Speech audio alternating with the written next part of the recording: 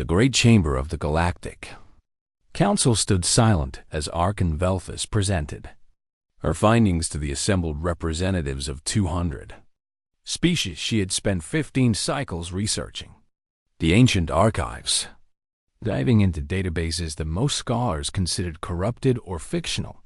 The holographic display behind her showed fragments of text, corrupted images, and mathematical patterns that didn't match any known civilization. Honored council members, Velthus began, her forearms gesturing toward the data streams. I believe the species known as humans were not mythology but historical fact. Ripple of amusement passed through the chamber counselor. Threx of the Krell Dominion clicked his mandibles in what his species considered laughter. Archon Velthus. With respect, you are chasing shadows, Threx said, his voice resonating through the translation matrix. The human myth has been debunked countless times. These tales of bipedal warriors who defeated the Vokesh swarm are clearly propaganda from the Dark Ages, added Representative Sienna, her crystalline form shimmering with condescension. Velthus felt her confidence waver but pressed on. The patterns are consistent across multiple independent archives, she insisted.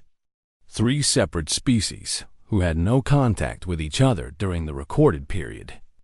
All mention the same anatomical details, the same ship configurations. The same. Enough, declared High Arbiter Kosun, his ancient voice carrying the weight of authority. This council has more pressing matters than pursuing fairy tales. The session ended with her proposal rejected. Velthus gathered her data chips. Feeling the stares of her colleagues, some looked at her with pity.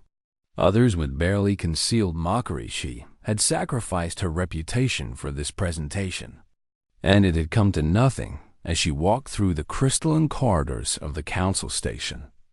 Her personal communicator chimed. The message was from her assistant, Yalan, stationed at the Frontier Research Outpost on Kara's 9 Archon. You need to see this immediately, the message read. We've detected something. Velthus quickened her pace toward the communications hub. Within minutes, she was in a secure channel with Yalan, whose 3 eyes were wide with what she recognized as fear mixed with excitement. Show me. Velthus commanded. The screen filled with waveform patterns, mathematical sequences, and spectral analysis. These signals started broadcasting from beyond charted space 6 hours ago, Yalan explained, his voice trembling. They're repeating on a loop.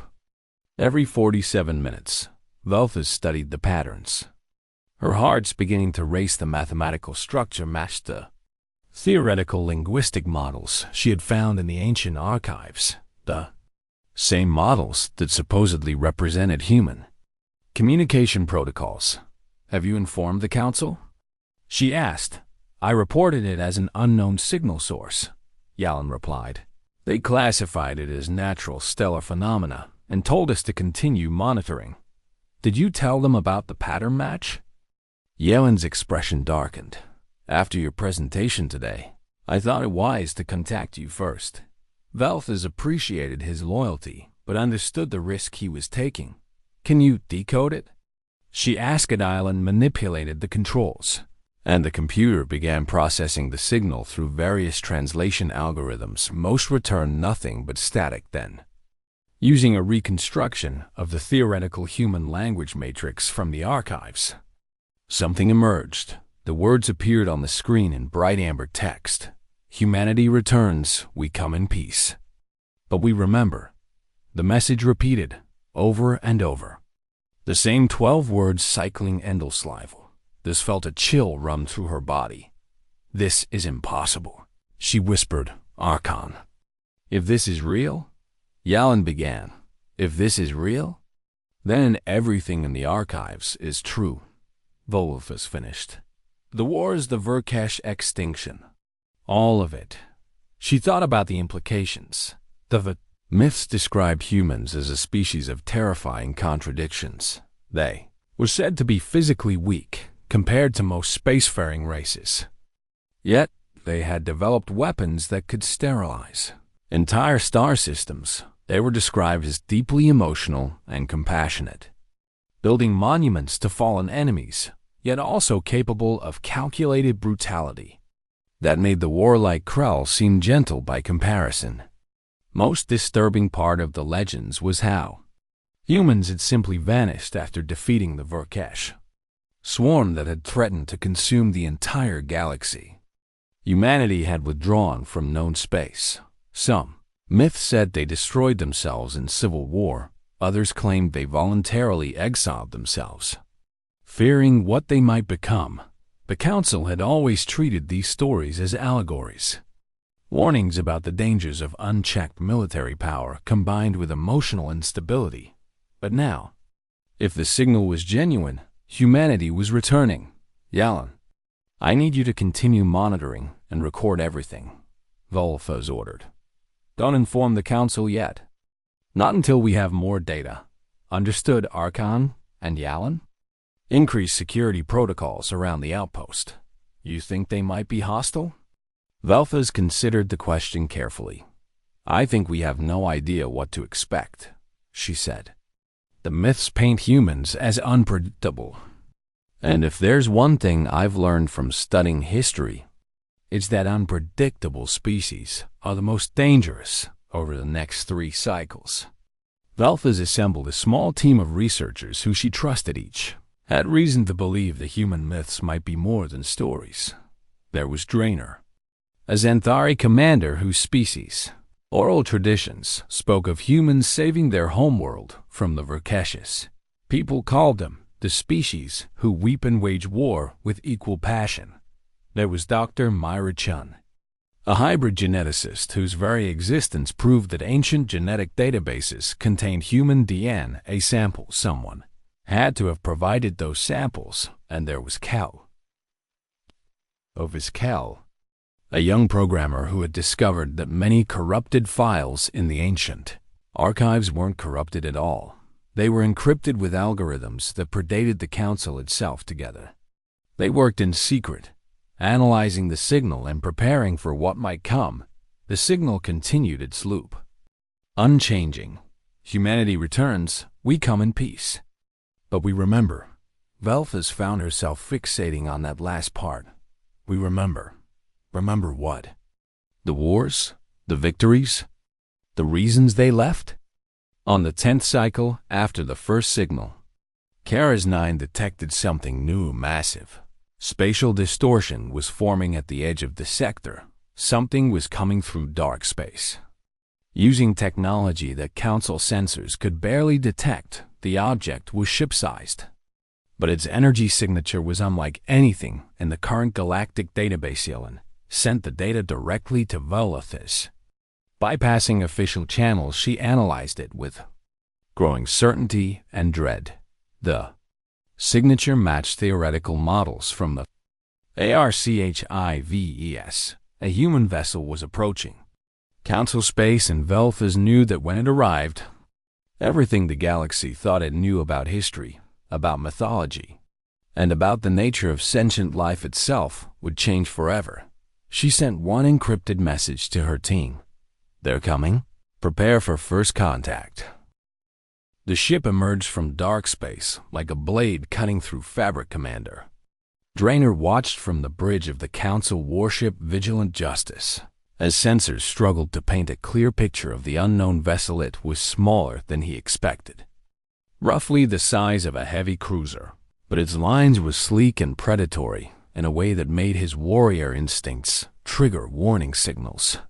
Sir, the vessel is not responding to standard hailing frequencies, reported his communications officer. Draenor's tail swished in agitation around him. The bridge crew of the Vigilant Justice maintained their posts, but he could sense their nervousness when any other Council warships held formation around his flagship. The largest military response the Council had mounted in 300 cycles. Keep trying all frequencies, Draenor ordered. And someone get me Archon Velis on a secure channel. Within moments, the historian's face appeared on his personal screen. Commander, are you seeing this? She asked, her voice tight with barely controlled excitement. I'm looking at a ship that matches nothing in our databases. Drainer replied. Tell me this is what you predicted. The energy signature matches the theoretical models. Velthus confirmed. Commander, I believe that is a genuine human vessel.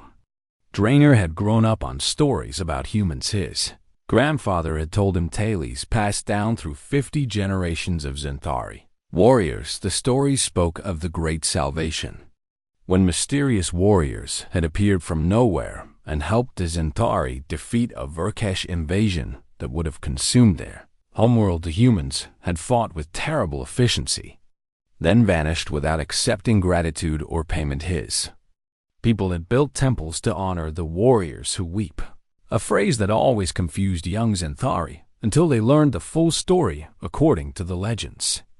After the battle, the Xanthari elders had found the human commander standing alone among the bodies of fallen Verkesh, with tears streaming down his face when asked why he wept over dead enemies. The human had said something that became sacred text to Drainer's people. Just because I can kill doesn't mean I should forget that killing is tragedy. Sir, the vessel is responding, his communications officer announced. The main view screen shifted to show the interior of the unknown ships. Bridget Drainer's breath caught. The figure on the screen was exactly as the ancient images had depicted. She stood upright on two legs, her body covered in a dark blue uniform with strange insignia. Her skin was a medium brown tone, her hair pulled back in a severe style, and her eyes were a striking amber color that seemed to study everything with intense focus. She was smaller than Drainer, probably only reaching his chest if they stood side by side, but she carried herself with absolute authority. This is Captain Elena Vasquez of the United Nations starship Perseverance, the human said, her voice clear and strong. We come in peace and request permission to enter Council space for diplomatic purposes.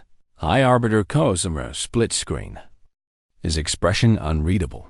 This is the Galactic Council, Cosimo responded, his voice formal. You claim to represent humanity, a species long considered mythological. We require proof of your identity and intentions. Captain Vasquez smiled, and Drainer noticed it didn't reach her eyes. I understand your skepticism. High Arbiter, she said. We've been gone a long time. May I propose a face-to-face meeting? I'll transport to your station with a small diplomatic team, unarmed, as a gesture of good faith. The council convened an emergency session that lasted 3 hours. Drainer listened as representatives argued about the risks. Councilor Threx insisted it was an elaborate deception. Representative Sienna suggested the entire ship should be destroyed as a precaution. Velez argued passionately for accepting the offer. Finally, Coson made the decision to allow a meeting under strict security protocols. The diplomatic reception bay of Council Station Omega was filled with guards from a dozen species. When the human delegation arrived, the transport beam deposited 5 figures in the center of the chamber. Drainer, standing with the official greeting party, got his first close look at humanity. Captain Vasquez stood flanked by 4 others, 2 males and 2 females by human standards. They wore formal uniforms of deep blue and silver, and each had a small badge over their heart showing a blue sphere marked with green continents Earth. Drainer realized the mythical human homeworld. The humans were smaller than most species present. Tallest among them barely reached Drainer's shoulder, but they moved with a fluidity and precision that spoke of trained warriors. When Vasquez's eyes met Drainer's, he felt a chill. Those eyes had seen combat, had made hard decisions, had witnessed things that left scars. Welcome to Council Station Omega, Cosman intoned formally. You claim to be human, a species whose existence has been disputed for millennia. We are human, Vasquez confirmed. And we understand your doubt. We've been away for 3,000 of your standard cycles. Why did you leave? Velfez asked, unable to contain her curiosity. Vasquez's expression became somber. We left because we were afraid of what we were becoming. She said simply. After the war with the Verkesh, humanity had to confront a terrible truth about ourselves. What truth? Drainer asked. That we were very, very good at destroying things, Vasquez replied. We had developed weapons and tactics that could eliminate entire civilizations, and we'd proven willing to use them. When we looked at what we'd done, even to save the galaxy, we didn't like what we saw. She paused, gathering her thoughts. Our philosophers and leaders made a decision, Vasquez continued. We would exile ourselves beyond known space. We would rebuild our civilization from the ground up, teaching ourselves to value life again, to remember compassion, to control the darker aspects of our nature.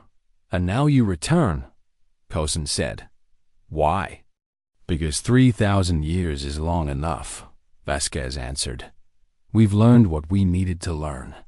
We've rebuilt our culture around principles of controlled strength and compassionate purpose. We're not perfect, but we're ready to rejoin galactic civilization. Counselor Threx stepped forward, his massive form towering over the human captain. You speak of controlling your nature, he growled, but you still carry weapons. I can see the military discipline in your crew. You may claim peace, but you are warriors. Vasquez met his gaze without flinching. Yes, we are warriors, she acknowledged. But being capable of violence and choosing violence are different things. We spent 3,000 years learning that lesson. Pretty words, Threx scoffed. How do we know you won't repeat history? How do we know you won't decide we're the next threat to eliminate? For the first time, Vasquez's expression hardened. You don't, she said bluntly. Just as we don't know if you'll accept us peacefully or try to destroy us out of fear. Trust has to start somewhere, Counselor. We're offering our hand in friendship. What you do with that offer is your choice. The chamber fell silent. Drainer found himself. Impressed by the human's directness, most species would have made elaborate promises or offers of tribute. Vasquez simply stated the reality and left the decision to the council. Velthes spoke up, her voice thoughtful. Captain Vasquez, the myths about your species tell of incredible things. The defeat of the Verkesh, weapons that could reshape reality, ships that move faster than thought. Can you prove any of this actually happened? Vasquez nodded. We can, and we're willing to, in fact. I propose a joint expedition to the Dead Reaches, to the site where the final battle with the Verkesh occurred. The evidence is all there. Waiting. The Dead Reaches are forbidden space, Cosin objected. No ship that enters returns. A slight smile crossed Vasquez's face. That's because we left automated defense systems in place to prevent anyone from accessing Verkesh biotechnology, she explained. But we can deactivate them. We can show you exactly what happened 3,000 years ago. Then you can decide if our story is truth or myth. Drainer exchanged glances with Velthes. Was the opportunity they needed, the chance to finally separate legend from reality. Caution. Deliberated for a long moment. Very well, he finally announced. A joint expedition will be assembled. Representatives from the council will accompany you to these Dead Reaches, and we will see what truth lies in your claims. Vasquez inclined her head respectfully. Thank you, High Arbiter. You won't regret this decision. As the meeting adjourned and the various delegations dispersed, Drainer approached Vasquez. Captain, my people have stories about humans, he said. Stories about warriors who weep. Vasquez's eyes widened slightly in recognition. You're Xanthari, she said. It wasn't a question. My grandfather's grandfather was there, Drainer confirmed. When humans saved our homeworld, then your people remember us more accurately than most, Vasquez replied softly. Yes, we wept. We still do. It's part of being human. Feeling the weight of what we do, even when we do it for good reasons. Drainer felt his respect for this small, fierce captain grow. I'll be part of the expedition to the Dead Reaches, he told her. Vasquez nodded. Good. I think you'll understand what you see there better than most. As the humans transported back to their ship, Drainer wondered what they would find in the forbidden depths of space, whatever it was. He knew that the galaxy was about to have its understanding of history completely rewritten. The journey to the Dead Reaches took 12 cycles through dark spaces.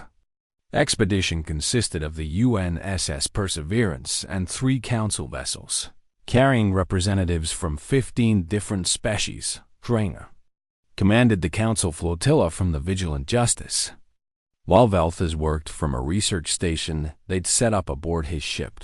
The atmosphere was tense from the start. Many of the council representatives viewed humans with suspicion, seeing them as potential threats rather than potential allies. Councilor Threx made his distrust obvious, constantly questioning Captain Vasquez's decisions and demanding additional security measures. The human crew remained professional throughout, answering questions patiently and allowing council observers access to most areas of their ship. Drainer spent much of his time watching how the humans interacted with each other. He noticed they used first names frequently, showing less rigid hierarchy than most military organizations. They laughed together during meal times, shared personal stories, and seemed genuinely close as a crew. Yet, when duty called, they snapped into focused efficiency that rivaled the best Xanthari warriors on the 5th cycle. Drainer was invited to dine with Captain Vasquez and her senior officers. The human mess hall was surprisingly informal, with crew members eating together regardless of rank. Commander Drainer, please sit. Vasquez gestured to a seat across from her. I hope you don't mind human food. I'm curious to try it, Drainer admitted. The meal was simple but flavorful. Some kind of grain mixed with vegetables and protein as they ate. Vasquez's chief engineer, a man named Marcus Webb, asked about Xanthari culture. Your people built temples to humans, Webb said. That must have been strange. Worshipping beings who you barely met. We don't worship you, Drainer clarified. We honor the lesson you taught us. That strength and compassion can coexist. Vasquez smiled sadly. We had to learn that lesson ourselves the hard way, she said. The war with the Verkesh nearly destroyed that balance in us. Tell me about them, Drainer requested. The Verkesh. All we have are fragments and myths. Vasquez exchanged glances with her officers. They were a hive species, she began. Billions of individual organisms controlled by a collective consciousness. They consumed entire worlds, breaking down all biological matter to feed their expansion. They couldn't be reasoned with, added Lieutenant Sarah Chun, the ship's science officer. They didn't hate us or fear us. We were just resources to them. Like you might view grass or trees. How did humanity defeat them? Drainer asked. The table fell silent. Vasquez's expression became distant. We found a way to weaponize their own biology against them, she finally said. Our scientists discovered that the Verkesh hive consciousness relied on a specific protein structure in their neural tissue. We created a virus that targeted that protein. Drainer felt his blood chill. You created a biological weapon? Yes, Vasquez said simply. We engineered a pathogen that would turn their own hive mind against itself. It spread through their collective consciousness like wildfire within months. The entire Verkesh species was gone. That's genocide, one of the council representatives said, having been listening from a nearby table. Yes, it was, Vasquez agreed, not looking away from the accusation in their eyes. We killed an entire species to save the galaxy, and that knowledge has haunted humanity for 3,000 years. Drainer understood then why humans had exiled themselves. They had become the very thing they fought against. Destroyers of worlds, but you mourned them, Drainer said. Remembering the legends, we did, Vasquez confirmed, because even though we had no choice, even though they would have consumed everything if we hadn't stopped them, they were still living beings. They didn't choose to be what they were. The conversation shifted to lighter topics after that. But Drainer couldn't shake the weight of what he'd learned on the 10th cycle. They entered the Dead Reaches. The region of space was aptly named. No stars shone here. Only the dim glow of ancient nebulae and the scattered light of distant galaxy sensors detected massive gravitational anomalies and radiation signatures that matched no known natural phenomena. "We're approaching the battlefield," Vasquez announced over the comm system. "Deactivating automated defenses now." The view screen showed space rippling as invisible weapon systems powered down then. As they moved deeper into the region, the evidence of ancient war began to appear. Debris fields stretched for millions of kilometers. Drainer stared in awe at the massive shapes floating in the Voidvork bioships. Each one the size of a small moon, drifted frozen in space. Their organic hulls had been turned to stone. Somehow petrified by the human bioweapon, thousands of them filled the void. A graveyard of impossible scale. By the ancestors. Drainer whispered. Velphus was frantically recording everything, her instruments barely able to process the amount of data. "The scale of this battle," she said, her voice shaking. The myths didn't exaggerate. They understated it. Mixed among the Verkesh ships were human vessels. These were different from the Perseverance. Larger and more brutal in design. Their hulls bore scorch marks and impact craters. Many were torn apart. Their crews long since turned to frozen corpses that drifted in the darkness. "Those were the first-generation warships," Vasquez explained quietly. "We built them for one purpose: to kill Verkesh. We destroyed every single one of those designs after the war. They represented a version of humanity we didn't want to keep." The expedition pressed deeper into the debris field at its center. Orbiting a shattered planet hung a massive structure. It was clearly artificial, made of the same alloys as human ships, but configured as a ring several kilometers in diameter. "What is that?" Velphus asked. "The memorial," Vasquez answered, a voice heavy with emotion. "Come aboard the Perseverance. You should see this up close." Drainer, Velphus, and a dozen council representatives transported to the human ship Vasquez led them to the observation deck as the Perseverance approached the ring structure. As they drew near, the structure's surface became visible. It was covered in names, billions upon billions of names, etched into the metal in microscopic text. "Every Verkesh organism we could identify," Vasquez said. "Every individual creature that died in this war, we cataloged them, named them, and recorded them here." "You named your enemies?" Threx asked, incredulous. "They weren't our enemies by choice," Vasquez replied. "They were victims of their own biology. We wanted to remember them as individuals, not as monsters." On the opposite side of the ring, more names appeared. These were in different scripts, representing hundreds of species. "Every sentient being who died fighting the Verkesh," Lieutenant Chen explained. "Humans, Inthari, Krell, Argonian, and 300 other species. We all lost people in this war." Drainer searched the names and found Zenthari script, among them warriors from his homeworld who had fought and died here. His people had forgotten their names over the centuries, but humans had remembered. Velphus was openly weeping, her emotions overwhelming her scientific detachment. "This changes everything," she said. "The galaxy thought humans were mythical warriors, but you're philosophers who learned to fight." "No," Vasquez corrected gently. "We're humans. We're both things at once. We can love deeply and kill efficiently.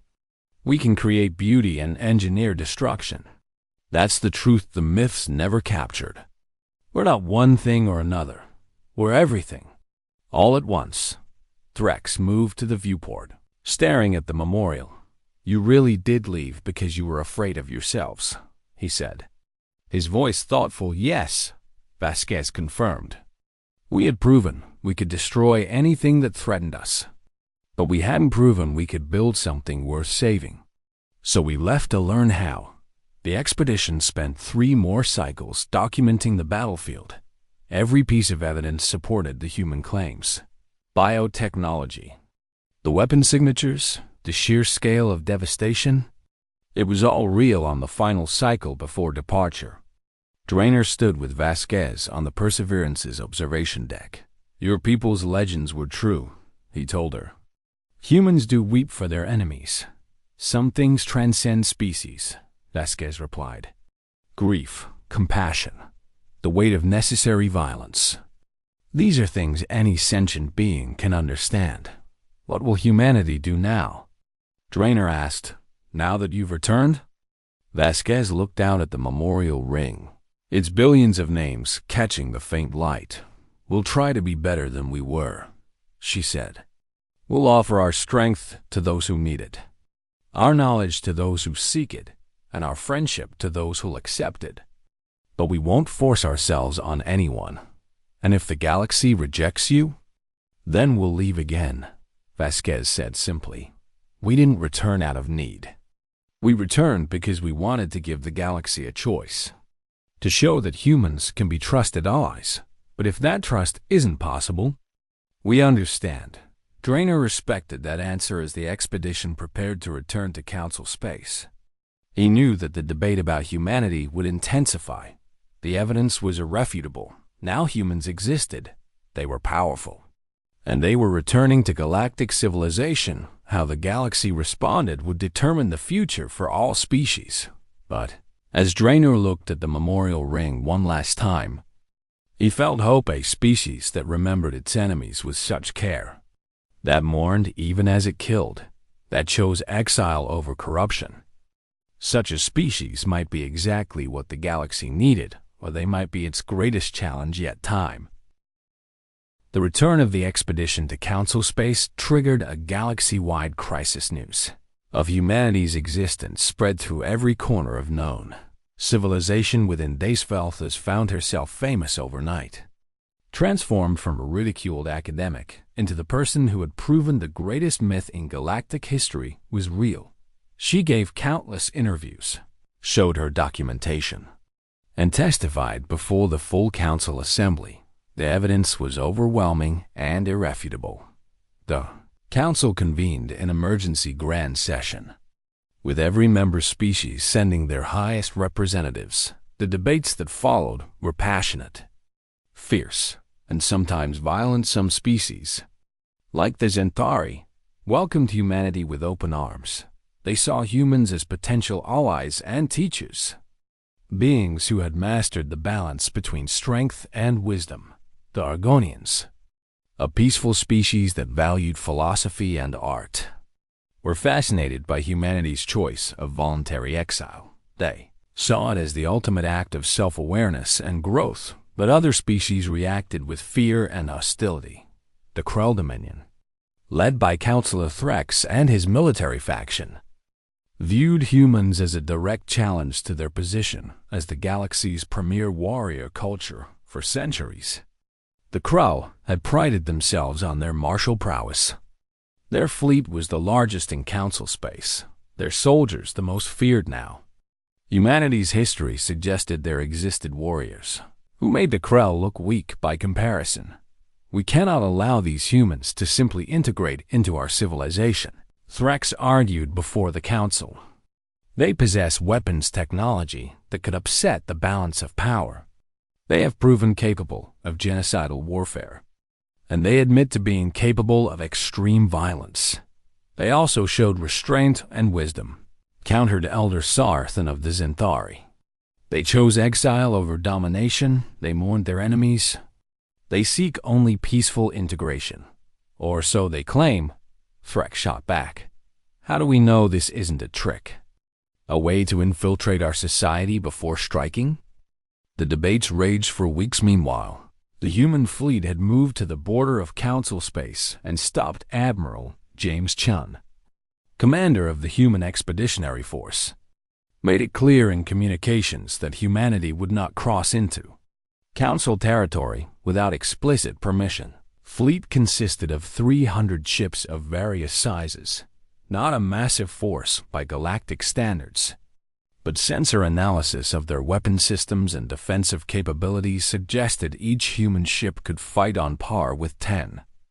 Council vessels' intelligence reports began circulating among the military commands.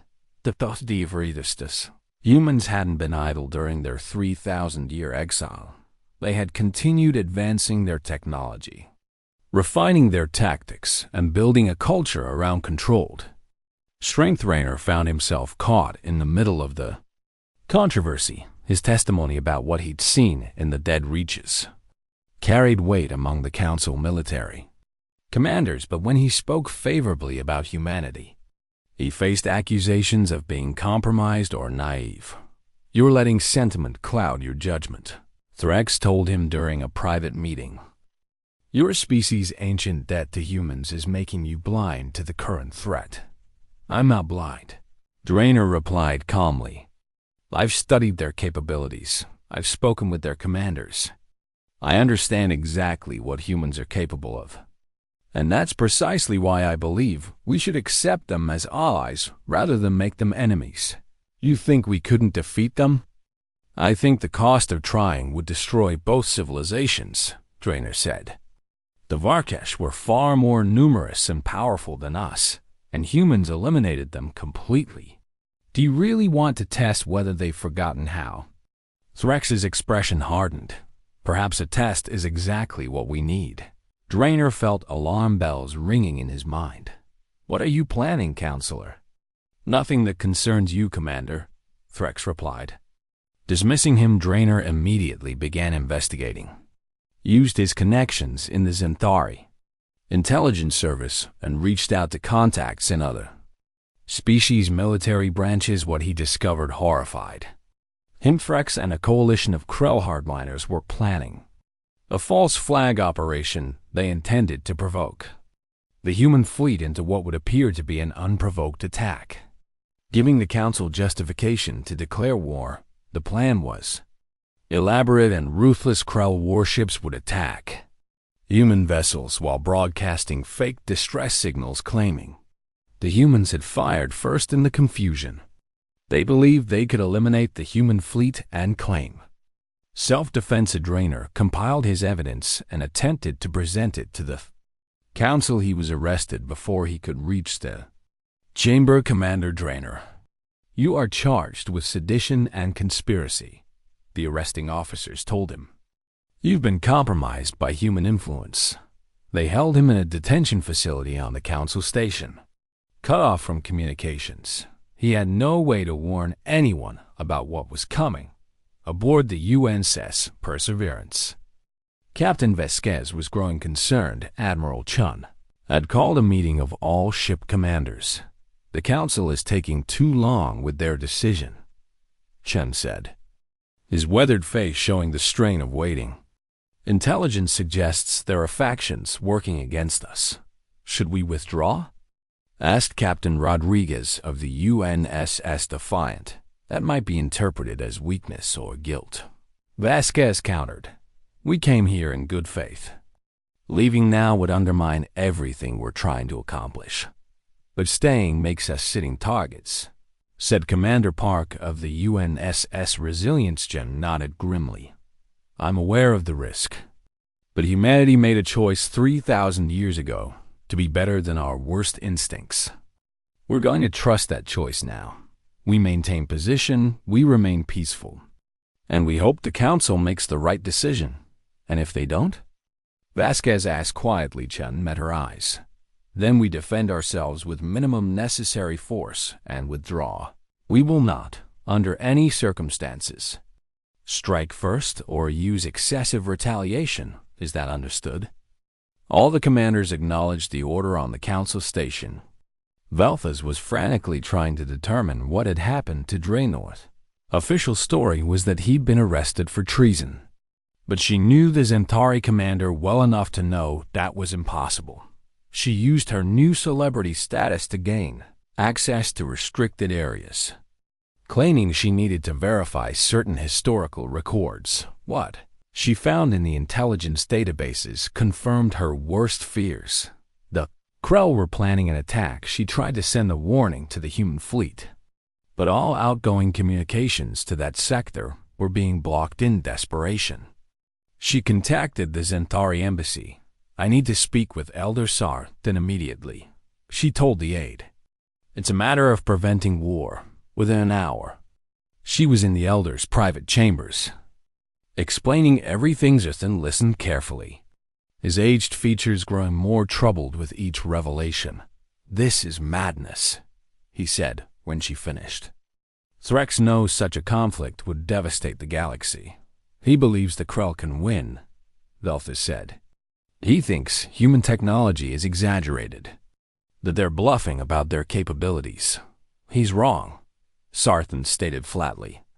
"I've read the classified reports. Humanity could destroy the entire Krell fleet if provoked.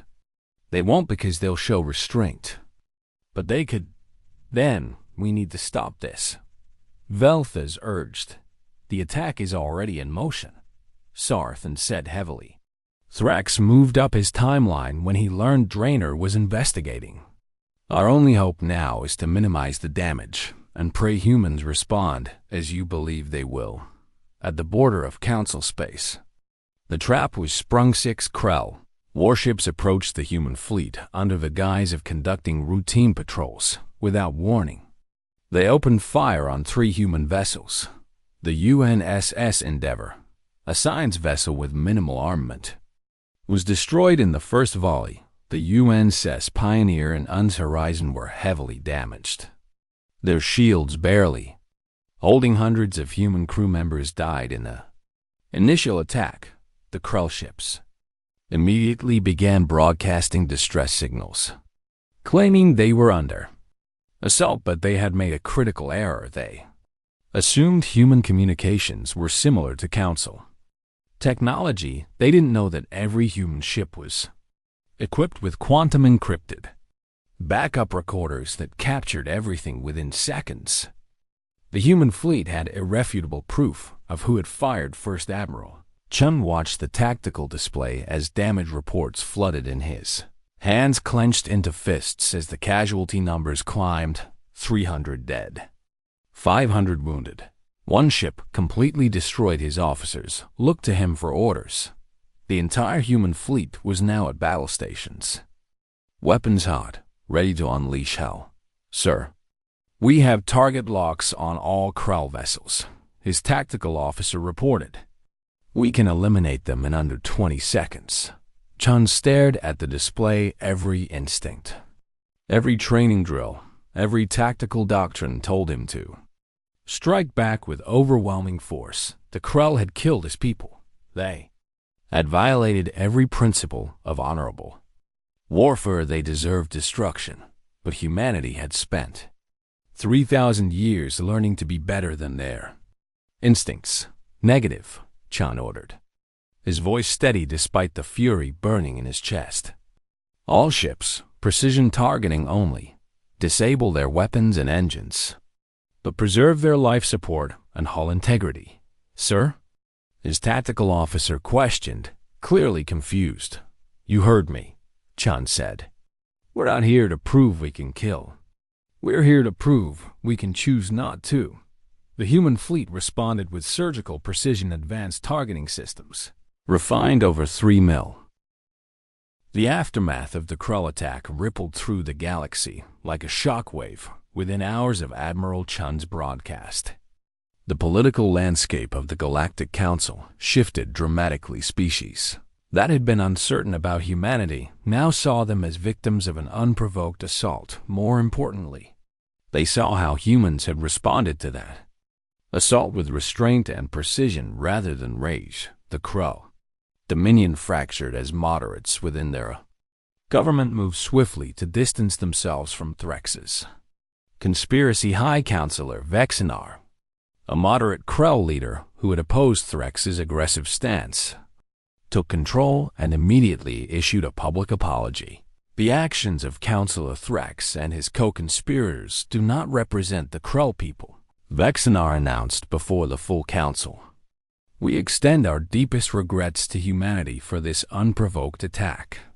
and we pledge full cooperation in the investigation of this conspiracy.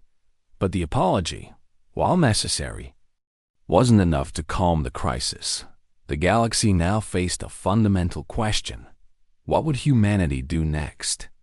Some species feared this was merely the calm before a storm of retaliation. Others argued that humanity had proven its good faith and should be immediately welcomed. The debate consumed the council. Chambers for Daysvelth has worked tirelessly behind the scenes, using her newfound influence to build a coalition of moderate voices. She coordinated with Elder Sarthan and other pro-human advocates to craft a resolution that would formally invite humanity to join the Galactic Council. "We need to act quickly," Sarthan advised her during one of their strategy sessions. "The longer this drags on, the more opportunity extremists have to sow doubt and fear." "The votes are there," Velth has assured him. "But we need a symbolic gesture, something that shows humanity is serious about integration." The answer came from an unexpected source. Admiral Chun requested permission to send medical teams to treat wounded Krell soldiers from the disabled warships. "Our medical technology is more advanced in certain areas," Chun explained in his transmission to the council. "We can save lives that might otherwise be lost if the Krell government permits. We'd like to offer our assistance." The offer stunned many council members. Threx's conspirators had killed 300 humans, and now humanity wanted to save the lives of those same. Atticus Vexner accepted immediately. Human medical teams transported to the damaged Krell vessels and worked alongside Krell doctors to treat the wounded. The images of humans and Krell working together to save lives spread across every news network. Public opinion shifted dramatically. Meanwhile, Draenor was finally released from detention with a full apology from the Council security forces. Immediately returned to the Vigilant Justice and opened a secure channel to the Perseverance. Captain Vasquez appeared on his screen, and he could see the strain of the recent events in her expression. "Commander Draenor, it's good to see you free," she said. "Captain, I apologize for not being able to warn you about the attack," Draenor said, guilt heavy in his voice. "I discovered the conspiracy, but was arrested before I could—" "We know," Vasquez interrupted gently. "We intercepted communications about your investigation. You did everything you could. I should have done more. You risked your career and your freedom trying to prevent bloodshed," Vasquez said. "That's more than most would do. Your people's legends about humans were right. But our legends about the Zentari were right too. You are warriors of honor." Draenor felt warmth at the acknowledgement. "What happens now, Captain?" Vasquez glanced at something off-screen, then returned her attention to him. "The Council is voting tomorrow on whether to formally invite us to join. Admiral Chun has ordered the fleet to maintain position regardless of the outcome. If they accept us, we integrate peacefully. If they reject us, we leave peacefully. And if there's another attack, then we defend ourselves and leave," Vasquez said simply. "We didn't come here to conquer or dominate. We came to see if we could rejoin the galactic community. If that's not possible, we'll respect that decision and go." The next day, the Grand Council chamber was filled beyond capacity. Representatives from every species crowded in to witness the historic vaudeville sat in the observer's gallery. Her heart's pounding. Elder Sar, then, and the pro-human coalition had counted and recounted the votes. They believed they had enough. But nothing was certain. High Arbiter Kosover called the chamber to order. "We convene to vote on Resolution 74491. Formal invitation of humanity to Galactic Council membership," he announced. "Before we vote, the floor is open for final statements." Vexenar stood first. "The Krell Dominion wishes to state publicly that we support this resolution," he said. "The criminal actions of Thrax and his conspirators brought shame to our people. We can think of no better way to begin making amends than by welcoming humanity as equals and allies." Several other species added their support then. Surprisingly, a representative from the Argonian assembly stood. The Argonians were known for their pacifist philosophy and had been among the most vocal skeptics of humanity's martial culture.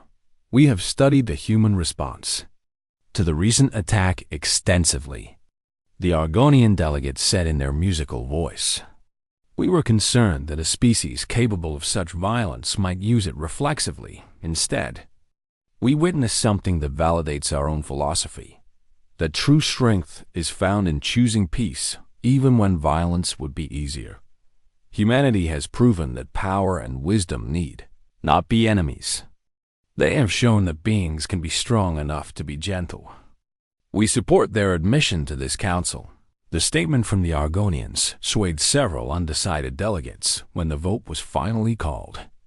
The results were clear: 147 species in favor, 38 against, 15 abstaining. Humanity was officially invited to join the Galactic Council.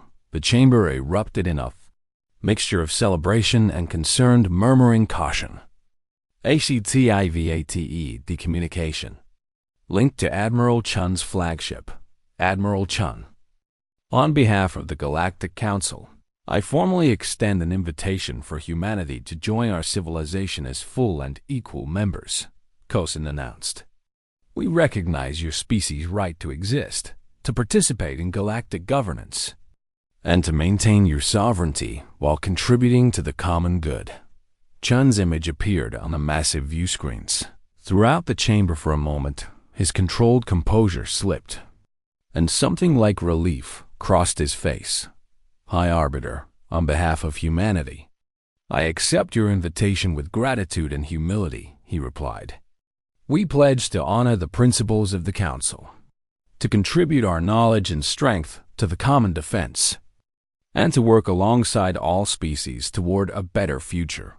We also pledge, Chan continued, to never forget the lessons that led to our exile. We will maintain our philosophy of controlled strength. We will choose wisdom over expedience. And we will prove ourselves worthy of the trust you've placed in us today. The chamber broke into applause from the majority of delegates in the observers' gallery. Velphas found herself crying tears of joy. She had spent her entire career chasing myths, and now those myths were real and joining the civilization. She dedicated her life to studying the integration process. Began immediately. Human diplomatic teams transported to Council Station to begin the complex work of establishing formal relationships with hundreds of species. Captain Vasquez was chosen to serve as humanity's first ambassador to the Council. During her first official meeting, she sat at a table with representatives from a dozen species, discussing trade agreements and cultural exchange programs. Ambassador Vasquez, one delegate asked, humanity possesses advanced technology that could benefit all species. Will you be willing to share this knowledge selectively and carefully? Yes, Vasquez replied honestly. Some technologies, particularly those related to weapons, we will share only under strict protocols. We've learned the dangers of spreading destructive capability too freely. But medical technology, agricultural advancements, and peaceful applications of our science, those we will share gladly. In fact, we're already working with Krell doctors to integrate our medical knowledge. Another delegate, this one from a species that relied heavily on trade, asked about economic integration. Will humanity be establishing trade routes? Your fleet has manufacturing capabilities that could disrupt existing markets. We understand the concern, Vasquez acknowledged. We're proposing a gradual integration over a 10-year period. We'll work with existing trade networks rather than replacing them. And we'll focus initially on goods and services that fill gaps rather than compete with established industries. The meetings continued for weeks. Slowly, carefully, humanity began weaving itself into the fabric of galactic civilization. Draz assigned as the Council's military liaison to the human fleet. He spent much of his time aboard various human vessels, learning their tactics and sharing Xanthari combat philosophy. During one such visit to the UNSS Defiant, he found himself in the ship's observation lounge with Captain Rodriguez. "You know what surprises me most about humans?" Drainer said, watching the stars drift by. "What's that?"